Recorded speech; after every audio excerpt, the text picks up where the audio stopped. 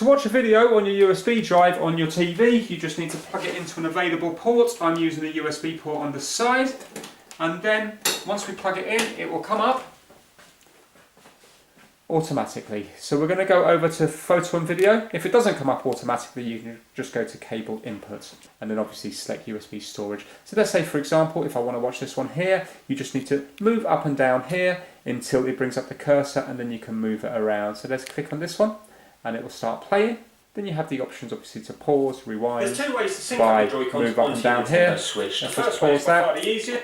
And now when you finish watching, we can just hit the back button there. It will bring you back to here. We want to make sure we eject it safely. So press the cable input button and then just click on the little icon above the storage USB that says eject, and then it will come up that it's safe to remove the item. So now we can just pull it out and you can use it again on your PC, laptop, etc. Thanks for watching.